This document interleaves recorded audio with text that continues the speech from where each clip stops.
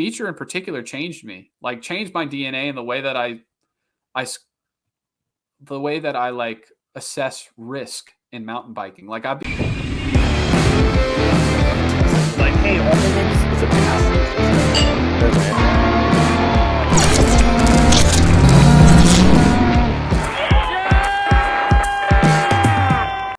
Yeah, my buddy did chili one time, and he did a very small habanero and done a whole pot of chili.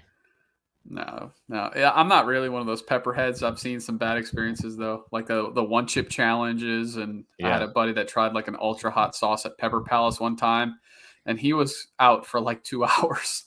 Oh my God. It was bad. They warned him. They're like, just put 1 dot, and he put a whole blob on like a chip, and it just annihilated him. Well, Jared, thanks for coming on the podcast, man. I appreciate it.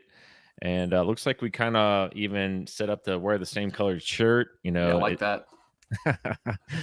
So thanks, man. How's life in Bentonville right now?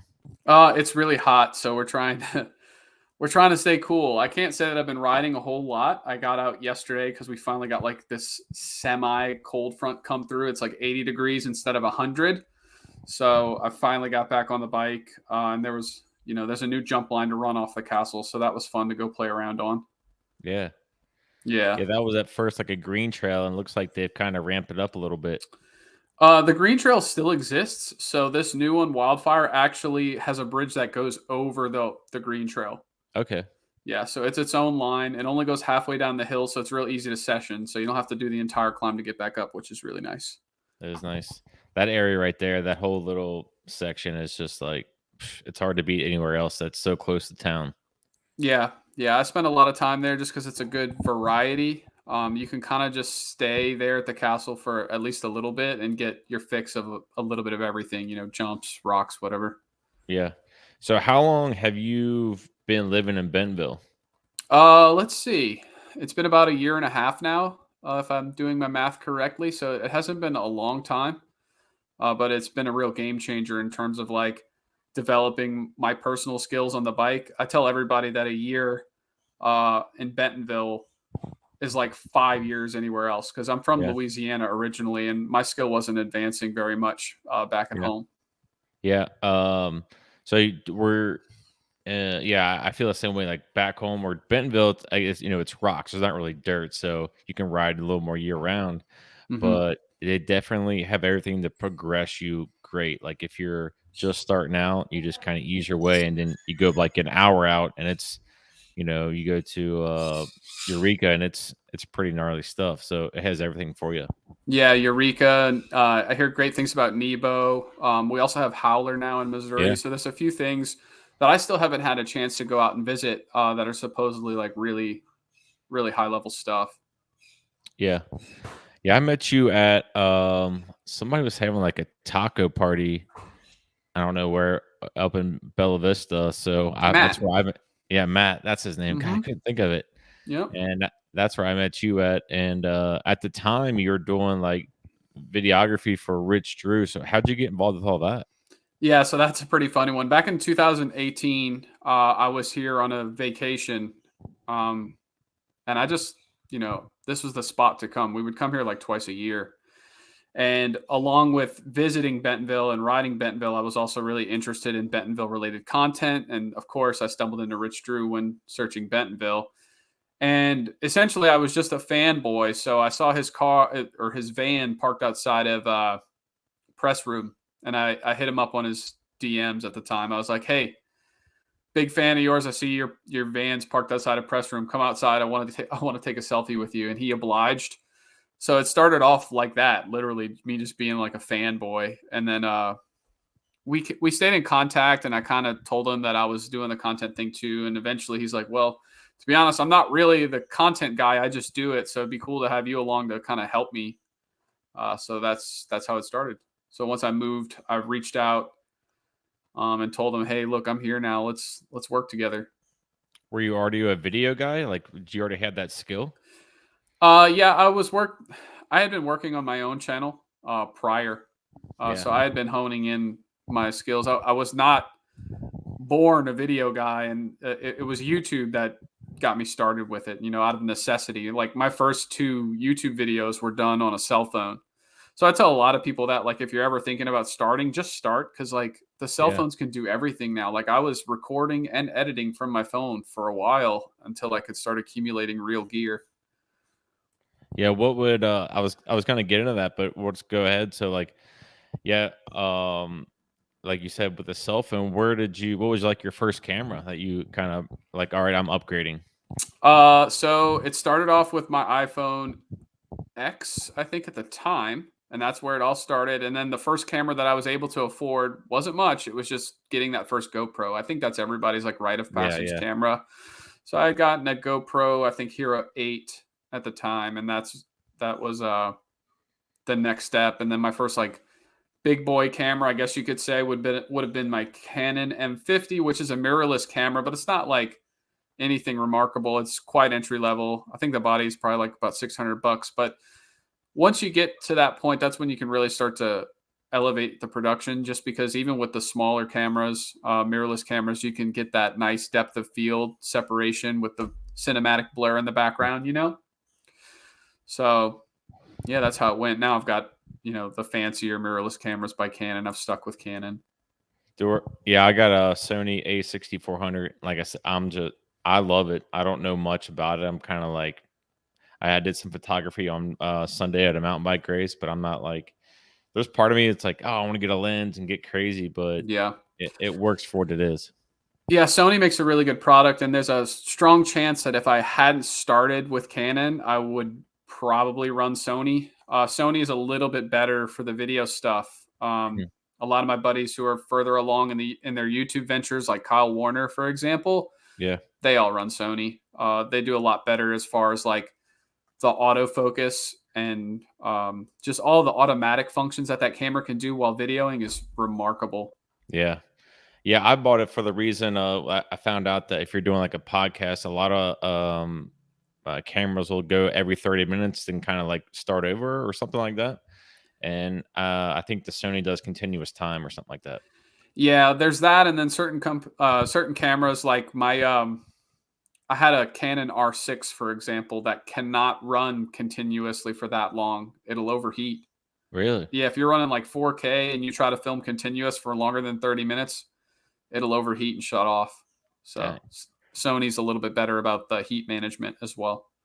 What was so you started working with was as soon as you moved from Louisiana, is that where you started working with Rich as soon as you got to Bentonville? Pretty much. We started having some meetings and discussed like how I was going to fit into his business, because we didn't really know like what I was going to help with at first. He just knew that I had some skills and that they could be utilized to take some load off of his back, because I don't know if you know about his operation much, but he he does everything, and Yeah. it's just a lot for one man. So yeah, a couple meetings happened where we tried to figure out where I'd fit in, and it basically boiled down to, hey, you're going to film and you're going to edit. Dang. Yeah. Yeah. What was y'all's first video? Um, Actually, it's funny that we were just talking about the castle, because that was the first video. Was like kind of talking about. We did I think the series was called like Oz Vlogs, where we kind of just did Oh yeah. a four episode series of vlogs in the Oz trails, with the first one being the fresh castle trails. That's sweet. Yeah, and then yeah, that was growing for a while. And then Drew brought on Mason. And then it was basically I remember seeing it was just you three out everywhere. Yes, gosh, it was nonstop. It's very exhausting. I'm not even going to lie to you. We were constantly out, sometimes for as long as more than 8 hours sometimes. Yeah, so To you're doing that, but at the same time, we'll get into your channel a little more. You're also trying to do that on the side as well, or did you kind of pause while you're working with Rich? I did what I could when I could for my Yeah, channel, because my channel, if I could, I would only work my channel exclusively, but it just doesn't. I'm not at the size or magnitude where the revenue is enough to like keep the ship afloat. hmm, So I have to find other ways to make it. And at the time, Rich was high priority because that was paying bills. You know what I mean? yeah, But it's changed a lot for this year, which I'm sure we'll get into later. But yeah, now I'm working with Bikes Online, and that's my bread and butter opportunity. Did you ever think about, or even if you did, I didn't catch it. Did you do any filming for the Bike Fest? I did not. Yeah. No, in fact, my 2 times at Bike Fest, it was more about putting the cameras down and enjoying the camaraderie and the stoke of the event itself, and also just kind of like networking, shaking hands, meeting people, that sort of thing. So that was more important to me the last 2 times with Bike Fest. Yeah. How was it this year? Was it? I know, man. The past 2 years, but not this year. I guess previous. It was hot. Did it seem a little cooler? It was way cooler, and it was perfectly timed because the very next weekend it was hot as Hades. Yeah. And honestly, this past Bike Fest was for me remarkably better than the previous, not just in terms of the temperature, but like the turnout. There were so many people that I've been wanting to meet, like in the mountain biking YouTube space, that I had an Mhm. opportunity to meet during that festival. It's like everyone came through. It was wild. Yeah, I know. I was so bummed I missed this year. I saw the turnout was crazy. And I thought in my mind, I shouldn't have thought, I don't know why, that Memorial Weekend, people probably already have plans, but in reality, it brought more people in. Yeah, if anything, it a lot of people come for Memorial Day. In fact, like I told you, when I used to be a Bentonville tourist, Memorial Day weekend was like the weekend because we got that extra day to Yeah. travel. You know what I mean? So that was like the perfect weekend to do it. How far of a drive was it for you, Louisiana? 10 hours. Yeah, that's about the same from where I live near Cincinnati. It's 10 hours. Yeah. Yeah, and it's not fun. It's not enjoyable. No, ours wasn't either because it doesn't even really manipulate the interstate system much. Most of it's like backwoods farm Oh my roads. god. It's just not fun, dude. Yeah, so Bike Fest was a hit, and then you saw, I know, were you in Louisiana when you won Seth's bike? Yeah, I was in Louisiana and I bought it actually. So that Yeah, was yeah. a funny story. He originally listed that bike for sale on eBay as an auction so that the highest bidder would not only pay for the bike, but that money would be turned around to be donated to the local trail system of the person's choice.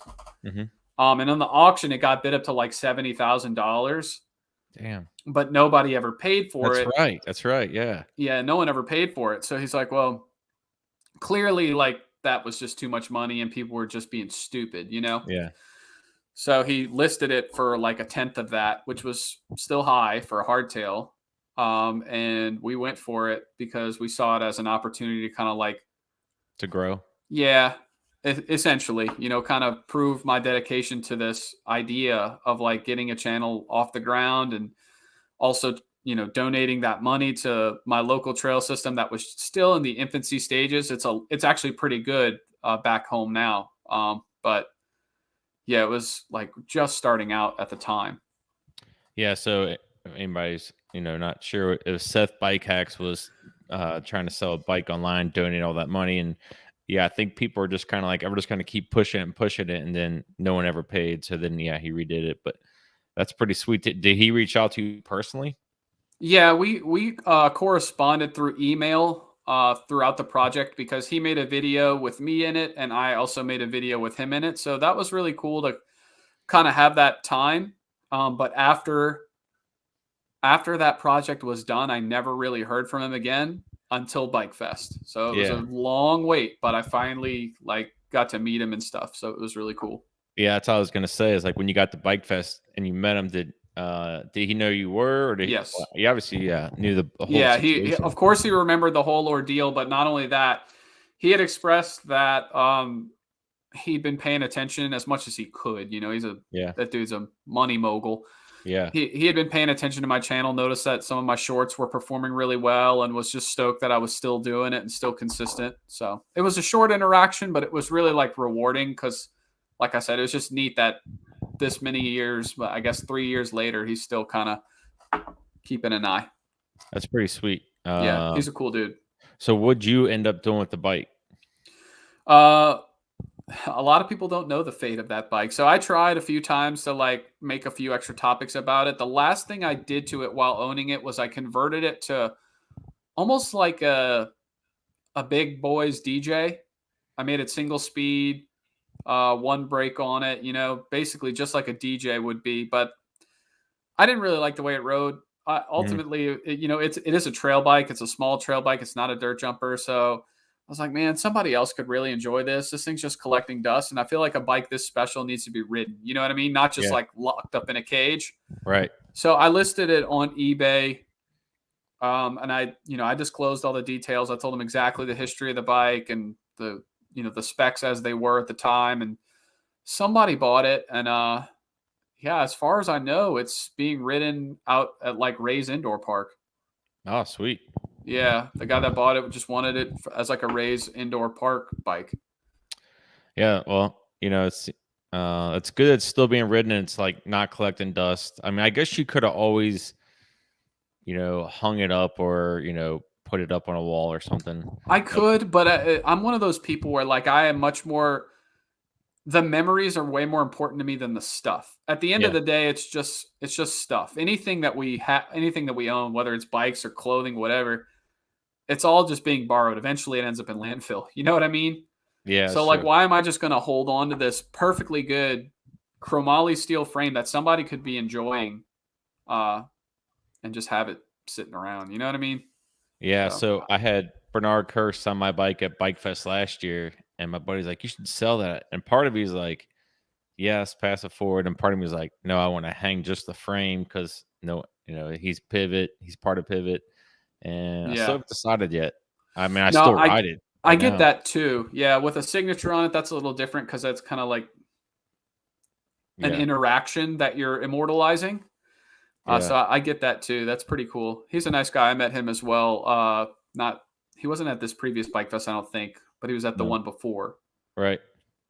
Who do you think like? Yeah, who? Man, I think everyone's pretty nice. There's no one that's felt like that was very in my opinion, very standoffish. I felt Hmm. everyone's very interactive. Now, they also, a lot of YouTubers or whoever, have a lot of people pulling on them or going every direction. So I know their time seems limited a little bit. Yeah, definitely, definitely. Especially like in the case of Seth, like I said, our interaction was pretty brief. But a lot of people, a lot of the personalities that were out there were trying to create content. Some of which were being contracted by companies to make X amount of content. In which Yeah. case they were really hard to interact with. But I don't know if you're familiar with Bobo, but he was out there filming a lot. I got to interact with him a little bit, so that was cool. Yeah. But for the most part, everybody was pretty chill. That's cool. Yeah, I got to get back. I got to get back to Bentonville. I miss it a little bit. So yeah. And the rumor always says, where everyone always says, when you're, how do you know someone lived in Arkansas? It's like, look at their elbows, because when they go down, it just, it takes all the skin off. Yeah, no, that's definitely true. I have some rash on my arms from that, Same. like that really pressed in clay dirt. It just burns your skin off. Yeah. So tell me about Cure Cycling, what it started and and we'll just go through it all and where it's at now.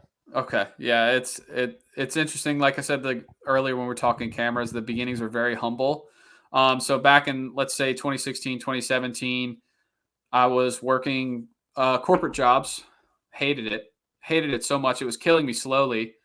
But I watched a lot of mountain bikers on YouTube. I was like, man, why can't I do this? Why can't I make this my life? Hmm. Like, why am I just wasting my youthfulness in a corporate setting where I'm absolutely miserable? So that's kind of where the name came from. Was originally it was like a cure for me, um, but it also kind of had a double meaning because to float my income while I was trying to make this channel thrive, I was doing mobile repairs to bikes. So, Okay. and I forgot to mention, yeah, I quit the corporate job. Yeah. Like that, I threw that to the wayside and tried to make this work. My wife was So- down with it, so that's how it started. So for a while in Louisiana, I was like a mobile repair for mountain bikes specifically because nobody serviced mountain bikes in Southeast Louisiana. So I kind of found a niche that was working. And I started making videos, and it was a grind, dude. Like pretty much anybody who needed service and stuff like that, I would also ask, be like, hey, can I also like review your bike? Like if they had something that was worthy of being spoken about, I would ask if I could review it, whether that was like a Ibis Ripmo AF or Vitas Mythique VRX, et cetera, et cetera. So I reviewed a ton of bikes that were just other people's bikes to get the channel off the ground. So, when you quit the corporate, were you like, 'cause, you know, I guess you could have always, you know, hung it up or put it up on a wall or something. F it. I don't. You kind of had money aside, or did you like get to a certain point where I gotta quit, or like how did you transition that? It got to a point where I was so fed up that like I didn't even care. Like Yeah. I figured if we had enough to where like if it didn't work out in the first few months, that I could just go back and pick up another job. You know what I'm Right. saying? But I mean, it's been 3, almost 4 years now, and I haven't had to get one. Yeah, that's So awesome. it worked. But yeah, I just remember like they hit me with a line. There's one particular line that was spoken to me in the corporate setting that just did not sit well with me, and I think that was like the moment. Basically, like I expressed to them, I was like, this job's kind of burning me out. I really want to be out riding my bike and having a good time. And my boss at the time was like, well, you're looking at it all wrong. See, what you do at a job like this is you just work as hard as you can so that by the time you're 55 or 60, you're at retirement age, then you can go ride your bike. I was like, no.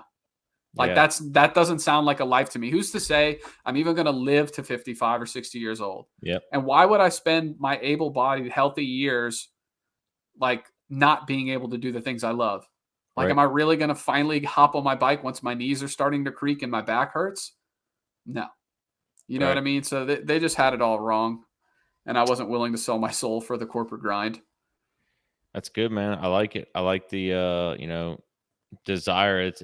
It's pretty sweet because like some people will just be like, if someone else would have said that, or just somebody else would be like, well, you're right, and they would have just hung it up or something. Yeah, no, definitely. And unfortunately, I think a lot of people do. Yeah. Um, and maybe, sometimes it could be out of necessity. Some people don't have it as simple. Like, maybe if I had some children at the time, I would have been stuck. Right. But that was one of the things when I discussed it with my wife, like quitting and everything. I was like, look, we don't have kids. At the time, we were still living with my mom and dad, like paying a nominal rent fee to my parents to live out of my childhood room. So like we didn't have a lot of liabilities or bills. So we're like, let me try. Like, let me see if I can do this. And then it worked. What'd your family think about that? They like like first off, let me back it up a sec. There's your family because my family's like mountain biking. You're not gonna ever like make it. Stay at your job. So how are they to that? They were supportive. They've been supportive from the jump because I was really growing up. I was always really good, like academically and stuff, and kind of proved myself. Hmm. And they kind of just leaned into that, I guess. They were probably like, "Well, this kid's smart, like he did really well in school coming up. Like he's not going to put himself in a position where he's gonna fail. Let's see what he can do," kind Yeah. of thing. So they've been supportive from the jump, and they still are to this day. Heck yeah, man. That's awesome. Yeah, Yeah, I kind of look at some people, they fear, hey, what's on the other side? So they're just like, um, they don't know, so they don't want to take the risk. And another point to that, to where is, I see a lot of people, I don't know what I see, but people want the easy button in life, and they don't want to, if I just get through this, everything will be fine. I don't want to push the limit. I don't want the stress of what might happen. yeah, But in reality, all that taking on those challenges and seeing all that, that's stories that you'll always remember. yeah, totally. And I don't blame anybody for whatever stance they take, but me personally, I'm more afraid of having to live with the what if, Hmm. like what if I had tried, than I am afraid of like failing. You know what I Yeah. mean? I think it's better to fail than to have to live your entire life and say, well, what if I would have tried doing what I wanted to do? Right. You know what I mean? Yeah, that's part of me. Like, you moved to Arkansas with your wife or girlfriend at the time, whatever. And I moved there, didn't know anybody, but I'm like, I want to see, I got to check it out. And, first 6 months, didn't know anybody. I kind of stayed inside. And then I was like, and then I met Paul Moore, and it was domino effect of meeting everybody. Yeah. And I'm glad I took that whole just leap and see what happens. Yeah. Yeah. No, that's interesting. I didn't realize you weren't originally native. So you came down here without knowing anybody as well. Zero, nobody. That's I cool. lived in the I Street apartments for almost a year, and then the rest of the time I lived in my Sprinter van for I think May to September. Right on. Yeah. Yeah, it's good here for the networking piece. I mean, I still feel like I don't know a whole lot of people, but I'm Mhm. kind of a reclusive individual, so that's some of my own fault. Yeah. But I've met a lot of nice people here, a lot of Yes. great people, especially through like Rich's network and stuff. Like obviously, I've met Mason and Yeah. Jess Hanna and folks like Yeah. that, and there's just a lot of great people here. Yeah, those people are great, and once people start seeing you at the same events, then they're kind of like, "Hey, come here!" Like it's almost like we got you. You're part of us. I mean, that sounds like it. I'm not trying to sound like it's a cult or anything, but like they start seeing you as you're a local. You're not just here for the weekend. Yeah, no, everybody's pretty welcoming. It's definitely a cool environment. So okay, so you started making videos of other people's bikes, and now kind of what you do, from my point of view, is you kind of find bikes or something that's somewhere on a budget or something that's not so, in a sense, popular to the most mountain bikers. You're like, hey, let's check this out, let's do this, or try Yes. these out. So the way that worked out is, so like I told you back at one point, I was grinding and reviewing everyone's bikes. Well, one brand in particular saw one of those reviews, and that's what really like started a super duper domino effect. So I had reviewed a 2021, I think, Polygon Siskiyou D5, which is a very entry level full suspension bike. We're talking $899. Like it has a air shock out back, but a cheap coil fork up front. And at the time, I think it was like a 2x8 drivetrain. So really like basic Wow. stuff here. But because that bike came in at a price point that's like unheard of, that video that I did, that review did really well. And Bikes Online, who sells that bike domestically here in the US, took notice of that.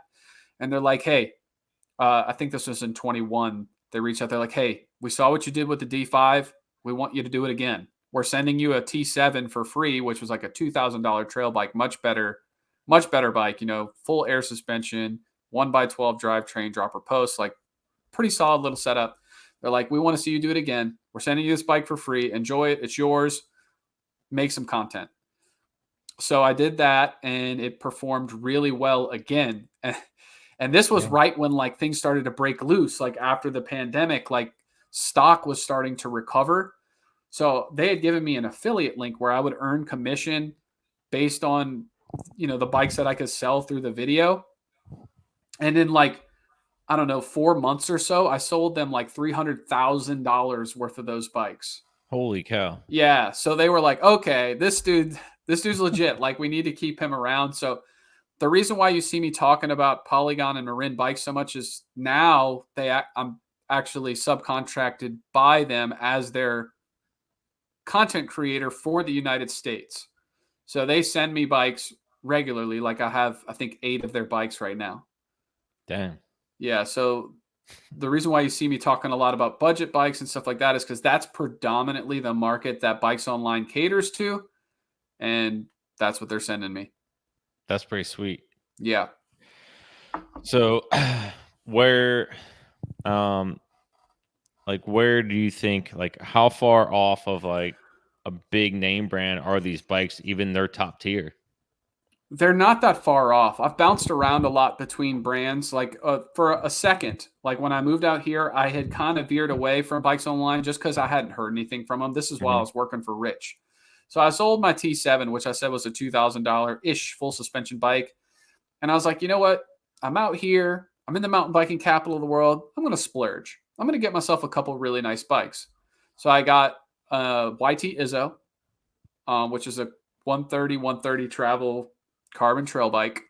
And I got myself a Propane Tie-E, which is a 170, 160, I believe, carbon enduro Yeah. bike. So I was running those for a while, and those are awesome bikes. Had a lot of fun. In fact, the Tie-E was the first bike I did drop the hammer on. But come the turn of the new year, Bikes Online reached out again. They're like, hey, we really want to start ramping up things with you. We're going to send you a ton of bikes. I was like, okay, well, what are the terms? And, they sent me a contract, of course, because they're sending me tons of their stuff. And at that point, the Propane and the Izzo had to go, and I would be exclusively riding, these Polygon bikes. And to be honest, I haven't missed the Izzo or the Propane. Yeah. It's like, yes, those bikes weigh nominally less each, maybe 2 pounds less than these alloy bikes, but I do all the same stuff on them. And they're equipped with the same parts. You know what I mean? Yeah. Like they have Fox suspension or nice RockShox suspension, depending on which model we're talking about. It's all the same stuff. Like nobody makes a bad bike anymore. Right. And I love nowadays how many bike brands there are. I felt 15 years ago, I don't know, it felt like you were only seeing, in a sense, like 4 or 5 bike brands. Now it seems like I love the variety. It almost is overwhelming sometimes when you want to buy a bike. It is, but at the same time, like it seems like there's a lot of manufacturers, but if you really get into it and you know Yeah. some stuff about the industry, Right. there's really only like a few factories and just a ton of brands. Like these brands are really just marketing companies, and all these Mhm. bikes are coming out of the same factories with like slight tweaks to look different. And like Yep. that's another aspect of it. It's like you can hate on the less expensive brands like Polygon all you want, but chances are your bike's coming out the same factory. Yep. Yeah, somebody was telling me about a brand that I was blown away by, that um how they have everything set up, and I thought it was somebody was like they were on their own, but nope, they're just kind of coming out of the same place. Mm-hmm. It's Yeah, it yeah. happens. I worked I had a short stint in Louisiana where I worked in a bike shop, and I kind of got introduced to that.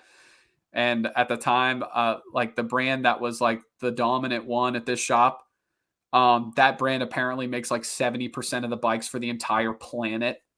Dang. So once I realized that, I was like, you know what? There's no point in really having brand loyalty almost unless like Yeah.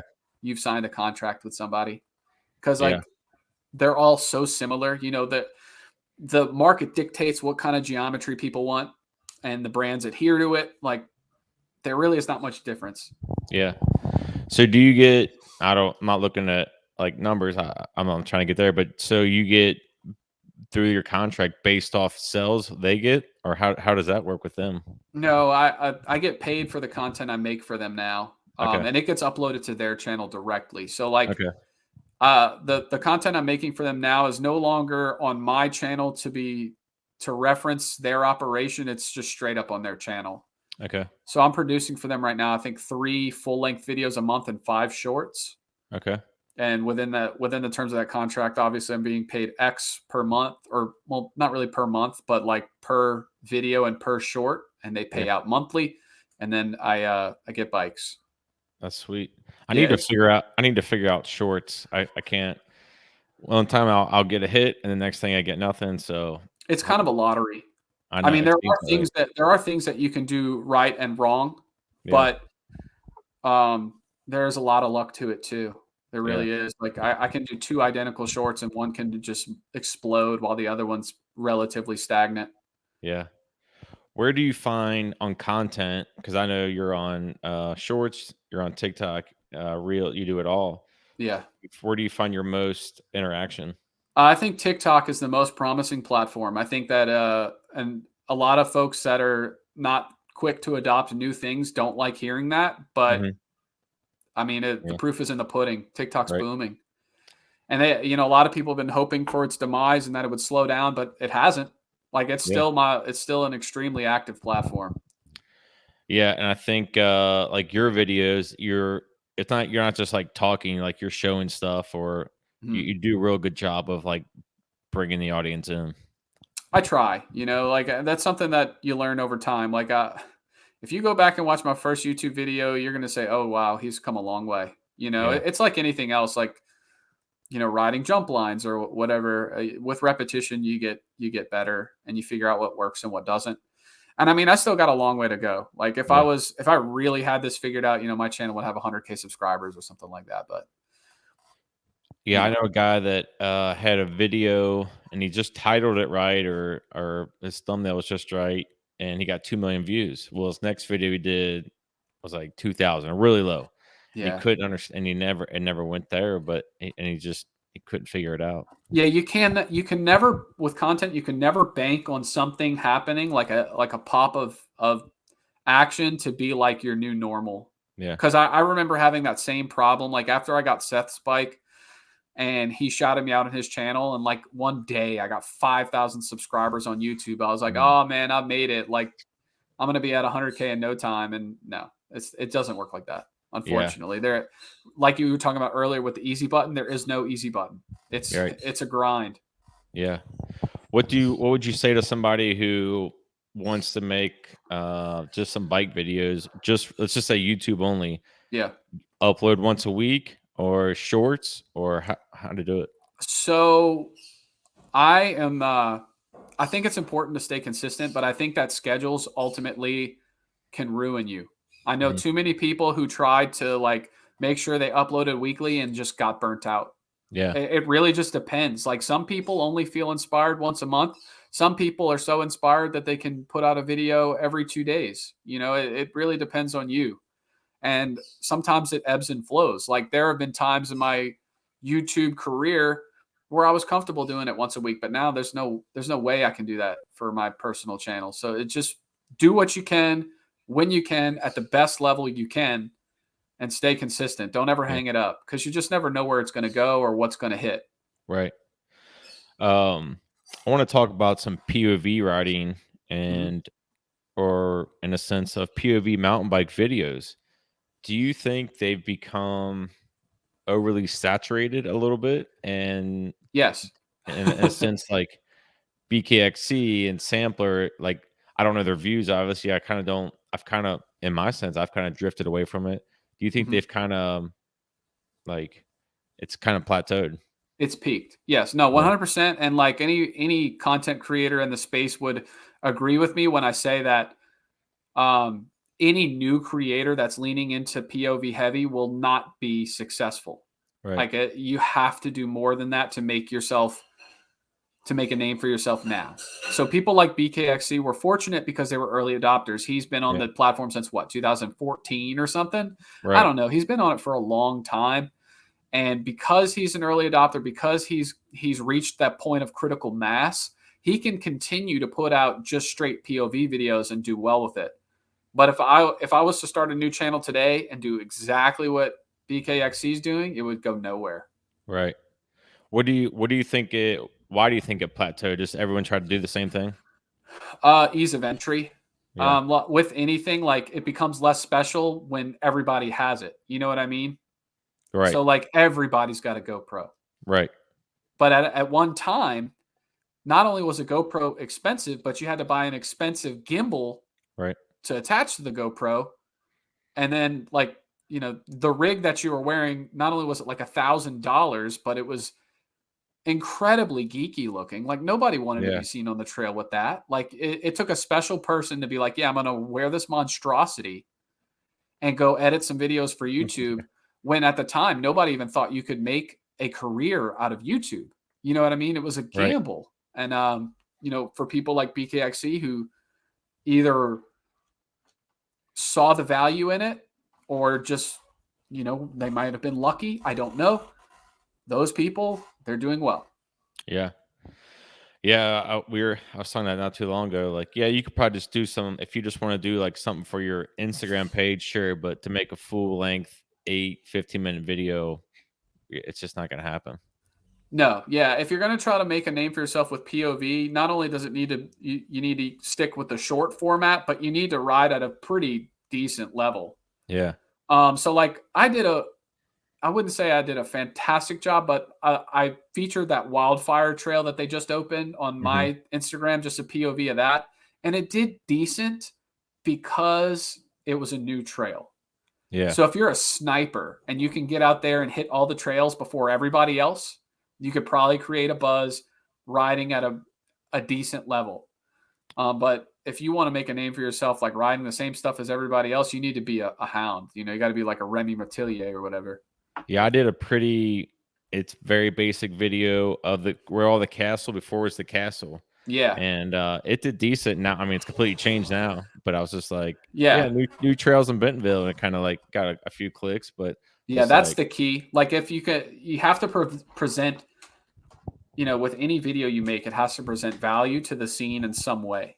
yeah, So whether for those, it's like, oh, well, I'm going to show you a trail that you haven't ridden yet that just came out. There's some value there.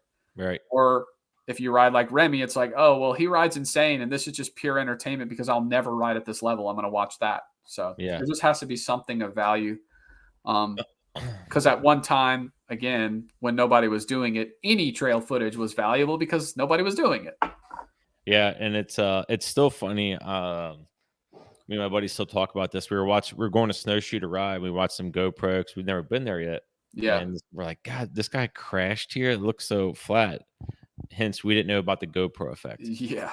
And we get to where this guy crashed. We're like, dude, this is gnarly. Yeah. So Yeah. I've heard snowshoes allegedly pretty insane, and I've heard that it's perpetually wet. yes, one So, side is wet, other side is not as bad, but it's yeah. there's some wet spots, but yeah, I actually saw a dude on this big drop they call Cupcake. He overshot it and he landed in the apex of the berm, and then he just flipped and they had to How air big care are him. we talking? Drop wise, Yeah. the drop wasn't. It's not big. It's that he came in way too fast. Yeah. So That's always tragic. he was in the air trying to pump to slow down. And my That's buddy's like, I might horrifying. hit it. We're like, all right, let's watch this guy. And then that dude, like, it was Dies. bad. He goes, I couldn't even ride the rest of the day. I was just like, my mind was just like, no, Yeah. That's never good. no. That's really unfortunate. But yeah, the GoPro effect is very real, and it's so funny. Even when like people in my own network will come to visit and ride the trails, they'll be like, "Oh yeah, I saw this trail in your video. I'm excited to go ride it." And then they'll see it and they're like, "Oh wow, it's a lot bigger." I'm like, yeah, Yeah. Yeah. of course it is. I'll tell you who does a pretty good job with POV, but then he kind of will throw another angle. Is Justice does pretty good on his little like reels because it's Yeah, like him, but then he'll throw the camera like coming at the camera.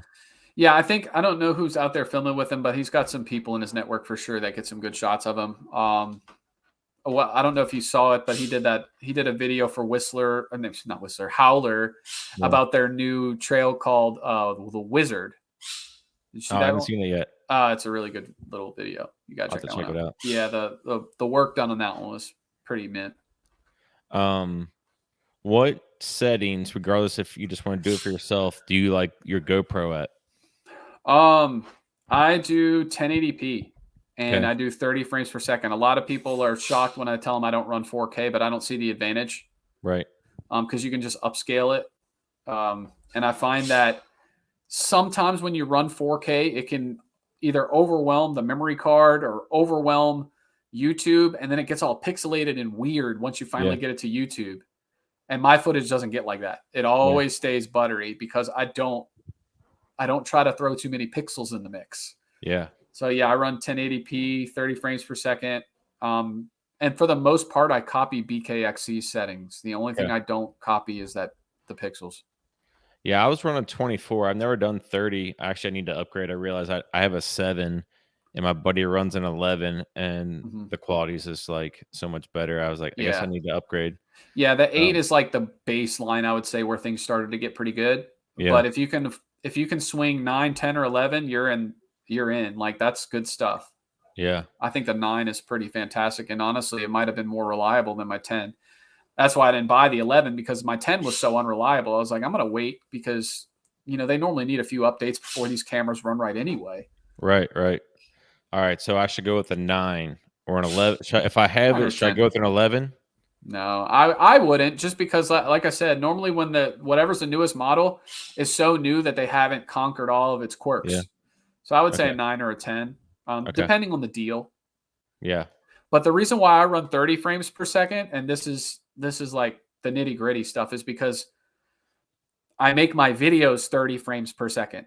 So then when I record things in 60 frames per second, I can slow it down 50% and it becomes 30 frames per second, but 2 times slow-mo. Ah. And then if I record things 120 frames per second and then make it 25% speed, then it's 30 frames per second, but 4 times slow-mo. So the only reason I don't use 24 frames is because 30, 60, and 120, it's really easy to edit those and like make the slow-mo things happen.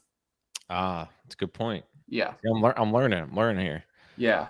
I mean, I know a lot of people love 24 though, because it looks the most cinematic. Okay. I don't use it. All right. So let's talk about Drop the Hammer. Let's talk about it.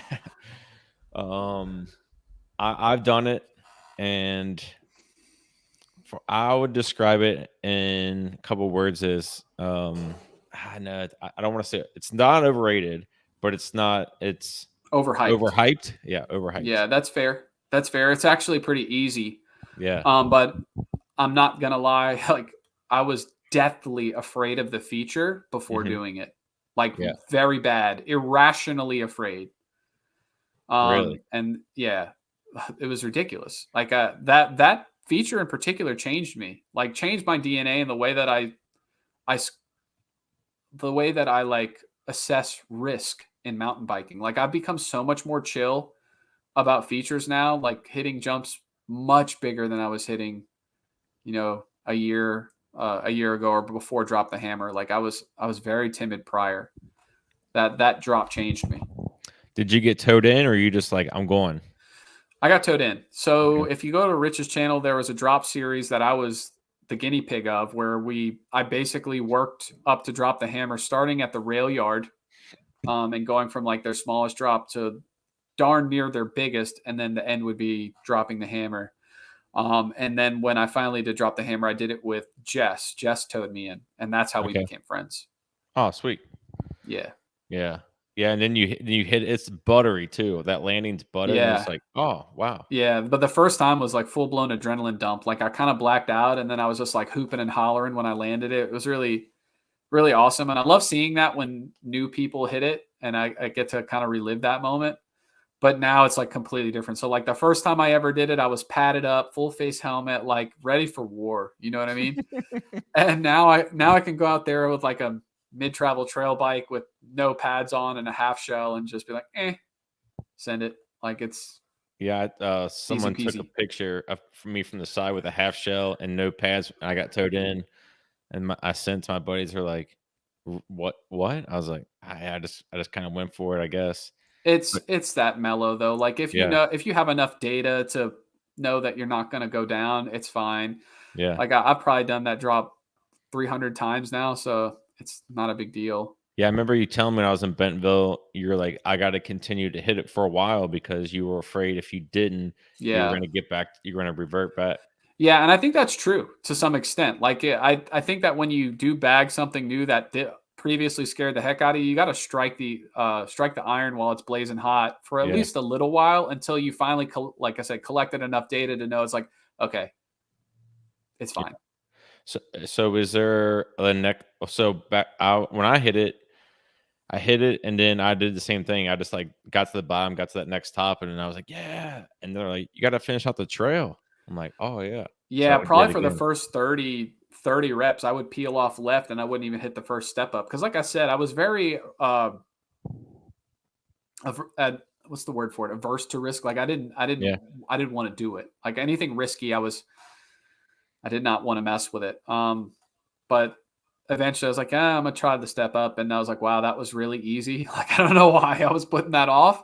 yeah, And yeah, the rest of the line at that point is pretty simple. I mean, there's a couple like little things that you have to remember to make it like as smooth as possible. Like that second drop, the small one, yeah, you have to squash that one. Like yep. otherwise, you'll send it way too deep and not really have enough speed for that next step up. But it's really pretty simple. Now do you have a next goal where you're or a place another drop or a jump that you're trying to conquer? That's the thing. I actually met Mason yesterday, or yeah, yesterday on the trails, and I kind of had that conversation with him. I'm like, I'm in a weird spot right now because there's nothing that that I'm like dying to hit, because a lot of the stuff that's bigger, the risk goes up a lot, and it's like I don't even know if it's really worth it to me anymore. Like for example, like that drop on DH7 in Eureka Springs, Which one's it's really big and it like gaps over a bunch of rocky stuff. DH7? I'm trying to think. Is it toward that's the one that's, like, super gnarly, right? Yeah, it's massive. Like stuff like that. Like Oh, yeah, yeah, yeah, I have no 7, yeah, desire. Like yeah, it doesn't do anything for me. It's like because unlike a lot of people, like for some people, mountain biking at its core is a release. It's an adrenaline rush, and like yes, I like that element of it, but it's also my job. yeah, Like so, if I go out there and try to hit something and I get crushed and I can't make videos, then what happens? Who's going to pay my bills? yeah. You know what I mean?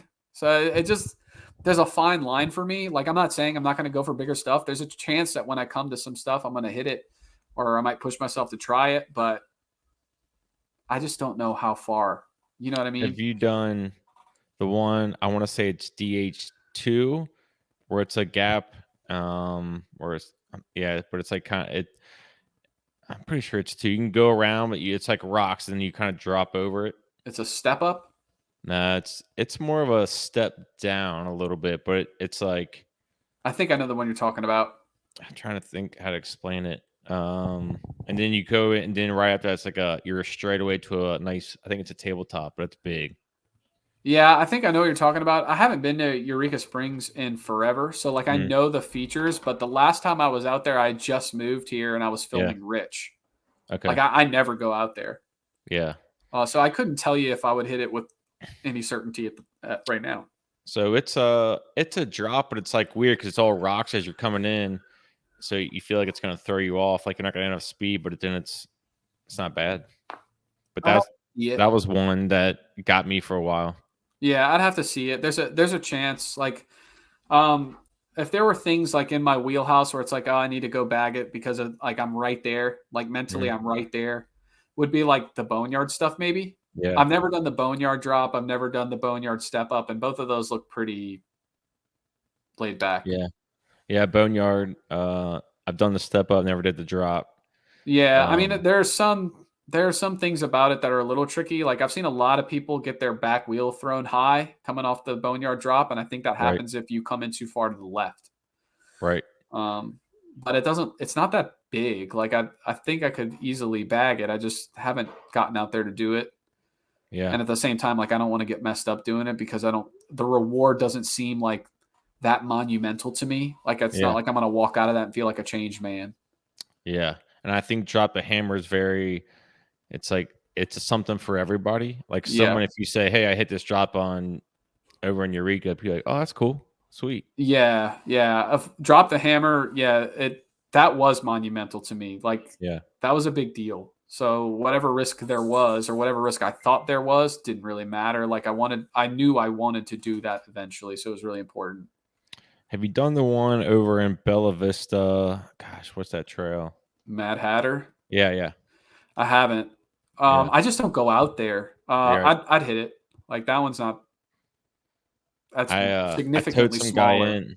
I towed some guy in on that one, and I was like, "All right, man, I'll tow you in, and then we'll just we won't hit the step up." He's like, "Okay." Well, he kept like getting to the edge and stopping, getting to the edge and stopping. I'm like, "You got this, dude." He's like, "Okay." So he goes, and then his buddy's like, "I'm gonna film from the step up. I'll film you guys." I'm like, "Cool." Well, I'm going. And so I go and I look at that guy, and I was like, "Oh, he didn't go." And then so I just stopped. Well, that dude went, but his adrenaline is so cranked up because he did it. He just plowed into the back of me. Oh my goodness! I was about to say what he just went up the step up and ran into his friend filming, but Nope. So I even was, worse, hit yeah, you. yeah, because I stopped at the ramp because I was like, "Oh, he didn't go," and I was getting ready to turn around, and he's like, "I'm sorry, man, I'm just excited." I'm like, "Geez, yeah, it's That's funny. The only one that I don't know about that's in that area is there's also a drop on Area 51 that's a Mhm. little it's like there's a turn in front of it. It's kind of Yep, low speed and it just looks janky. yeah, It's not even that big, but it looks right, janky and that one is more of a concern for me than the Mad Hatter one. yeah." I've heard people say that one's kind of like it's like it like drops your front end faster or something like that. Yeah, yeah, I could see that because you're coming in like really slow. I could see it being like a total like nose diver. Yeah, Yeah, and those types, those are little sketchier. You know what I mean? yeah. So yeah, I don't know what's next. I need I don't know. I've just been kind of low key. I haven't written anything crazy lately, but I don't know. Now that we're talking about it, I need to start cranking it back up. Yeah, I mean, what's really becoming more important to me lately is like making sure I'm having a good time. So I pretty much just ride the things I want to ride. Some days it's heavier duty stuff. Some days it's not. But one thing that has also become really important to me is just keeping my cardiovascular endurance up. Like I hate getting Yeah, up to the top of hills and just being blasted. You know what I mean? yeah, So like that's one thing I've been really valuing is like making sure I'm getting out there and trying to bring some intensity to my pedaling so that when I go on these riding days I can just never have my heart rate get up and just right. enjoy it. Yeah, I tried. I got COVID right when I first moved to Arkansas, and then 2 weeks later, I tried to ride her a week after I had it, and I was like, I can't go anywhere. Like I thought I could fight it, and that No, was like one of the worst things I could have done. it took me a long time to recover. I had that. I don't know. It might have been a couple years ago, but yeah, it was tough. Like it definitely messed with my cardiovascular endurance. I remember even just going for a walk around the block after I had recovered was a chore. I was like, Yeah. this is bad. So, do you have? What's some of the next videos you got coming up? People can look forward to seeing. So I just finished a video today, but this is going to be for the Bikes Online channel, kind of outlining upgrades. And we kind of broke it up into two sections. We talked about our recommendations for budget upgrades, and then our recommendations for more premium upgrades, and kind of just unpacked that. But yeah, most of my content is going to be revolving around Bikes Online for a bit, because like I said, they have me doing some pretty sizable projects. So when I can, I'll go do something for Cure Cycling, but it's not top priority. Okay. Aside from that, there's a new gravel bike launch. I don't know if any of your listeners are into gravel, but Polygon released a pretty sick gravel bike that I'm supposed to be receiving. I'm pretty stoked on it because it's going to be one of Yeah. those gravel bikes with the Fox suspension fork up front, like the Oh, 50 sweet. millimeter Fox suspension fork. And I think it might even be equipped with like the RockShox Axis dropper, like for Dang. gravel. So it's going to be pretty sweet. I'm excited about that. Yeah, I'm gonna have to check that one out. Cause yeah, I've been kind of looking to get a gravel bike just as something if the trails are just soaked or something to do, just to keep, like you said, your cardio up. Yeah, it's so important, man, because like I don't know, you really can't enjoy a trail day if your heart rate is through the roof. Like I know. I know a lot of people prioritize the descents, but what you don't realize is like if you get really good at the climbs, you get to enjoy the descents more because you're not Yeah. dying. Yeah, I used to struggle. Oh man, what's that trail that runs along the path? It's pretty chill till the end. It's got that rock garden and then that like bridge. It's in Train. yeah, yeah. So getting up to that, I used to be like, oh man, I hate getting up to it. Yeah, Then yeah, I did too. And I know a lot of people who struggle climbing up to train, and I'm finally at the point where it doesn't bother me like right, whatsoever, and I'm trying to keep that because it really makes the trail days way sweeter. right. Yeah, I also ride with a couple e-bikers, so they're gonna push you. Yeah, that's tough. I know. I have an e-bike in the stable right now, and to be honest with you, bro, I leave it at home more often than not because Really. I don't want to lose my fitness. Because I can feel it when I hop on. I'm like, this is way too easy. This is ridiculous. There's so many funny memes about e-bikers, like just like e-bikers in shape, and the guy's like fat drinking beer. Like, Yeah, and I mean, I'm not an e-bike hater. I support it. I think they're great. But I do think at its core, it's a better device for people who may be disadvantaged in some way, yeah, whether they're recovering from a surgery or maybe I know someone who's diabetic and it's really good for him because it's really hard for him to recover after riding. But for me, who's still like able-bodied and healthy, I'd rather be on my acoustic bike all day because I need the workout, bro. I don't want to get fat. I don't want to lose my cardiovascular endurance. Like it's better for me. yeah. It's funny. My buddies were talking to my dad, and they're like, "Yeah, we're trying to get Justin to get an e-bike," and he's like with a motor. He's like, "Hey, he's like, isn't the point of mountain biking part of suffering?" Exactly. Yeah, And it I is was to like, a point. "Oh, I yeah, think I think that like there's also some really good use cases where like the e-bike is the clear winner. So like let's say you're coming to Bentonville for the weekend, right? And there's just so many trails to see. hmm If you yeah, really want to try to see it all, rent the e-bike, yeah." because you have a better chance. You could go do 2 40-mile days and actually see a substantial amount of riding. But again, if you're not in a rush, I still think the acoustic bikes win. That's like I went out to Bellingham and I went to transition. They had a map of the trails, and I'm like, "Is this the map?" They're like, "Yeah, the trails are right down here." And I was like, "These are all the trails?" And like, "Yeah." And I had my bike with me. I shipped it out there with me. I'm like, didn't even take it out. I was like, "Give me an e-bike. There, I'll get nowhere." And I'm Yeah. so glad I did.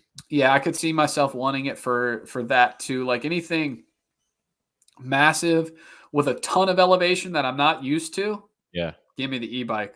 But again, Bentonville, we don't have any insane elevation, and in fact, a lot of our climbs nowadays are paved. So yeah. I need to pedal.